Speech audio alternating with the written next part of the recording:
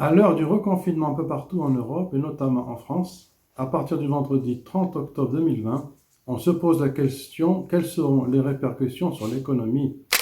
Bonjour à toutes et tous, je vous espère avec un moral d'acier, avec ces nouvelles peu joyeuses.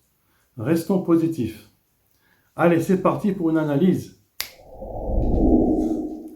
Prenons le cas de la France où le nombre de cas positifs à la Covid repart en flèche et où le nombre de décès également était de 523 décès au mardi 27/10/2020. Cette situation de crise sanitaire pousse l'État français à imposer un reconfinement général à tout le territoire, certes plus soft que le premier. Les gens continueront à travailler mais contraignant. Plus de sorties, cinéma, restaurants, spectacles, etc. Et aura une durée de 4 semaines au moins jusqu'au 1er décembre 2020. On se rend bien compte que nous sommes rentrés dans une seconde vague épidémique, qui était prévue d'ailleurs depuis plusieurs mois par les épidémiologistes. Maintenant, pourquoi ce reconfinement? Bien évidemment, c'est pour juguler, contenir la propagation du virus et limiter le nombre de personnes contaminées dans les urgences, où les places sont limitées. Et cela, beaucoup de gens ne le comprennent pas. Il y a des contraintes comme des capacités hospitalières et des capacités de réanimation. Donc, la logique est de tout faire pour limiter la propagation de ce virus. Tant qu'il n'y aura pas de vaccin, de médicaments efficaces pour stopper ce virus, eh bien, nous allons alterner avec des périodes de confinement et de reconfinement plus ou moins longues.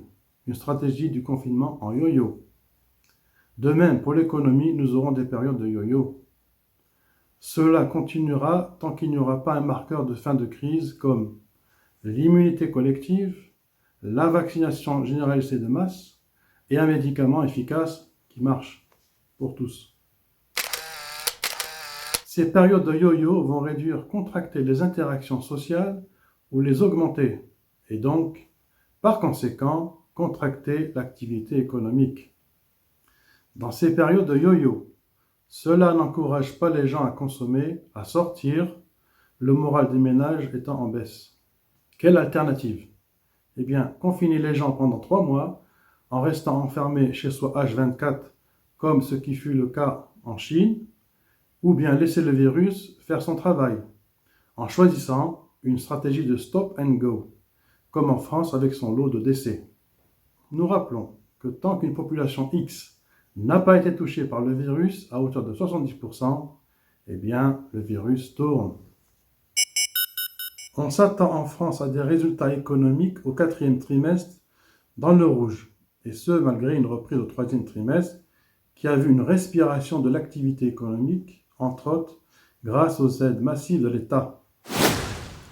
Donc on aura dans cette stratégie de yo-yo une économie en W, une reprise, une rechute économique, et vice-versa. Et ce, comme nous l'avons dit plus haut, cela continuera ainsi tant qu'il n'y aura pas de marqueurs de fin de crise tels que, pour rappel, l'immunité collective, la vaccination ou un médicament qui soigne tout cela. Dans ce contexte de crise en France, la récession de l'économie pourrait finir sur un taux de croissance négatif de l'ordre de moins 10 à moins 14% en fin d'année 2020. Petite parenthèse, si on tape sur un taux de croissance moyen de moins 11% en 2020, il faudra 10 ans pour le rattraper avec un taux de croissance moyen de 1,1% par an. Voilà pour la parenthèse. Quand un taux de croissance de reprise en 2021 espéré à plus 8%, il ne faut plus trop y compter. On peut même s'attendre à une reprise négative de l'économie début 2021. La reprise au T2, au T3, on ne sait pas. Pour le moment, on vit au jour le jour.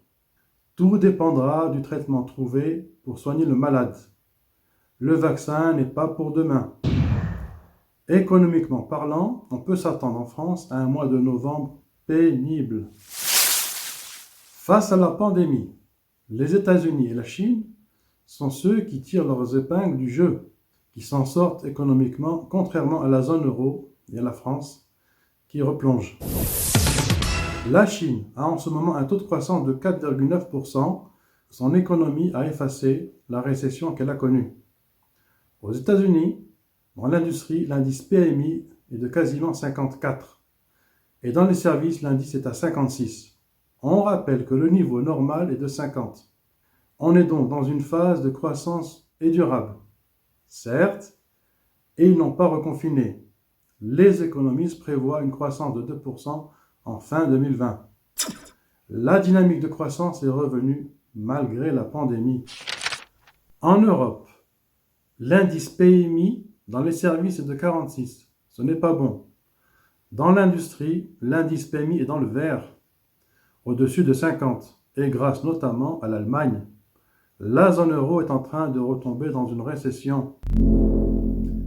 D'ailleurs, l'indice des directeurs d'achat de tous les services confondus, indicateur composite, est dans le rouge sous la valeur 50 au mois d'octobre, ce qui est préjudiciable.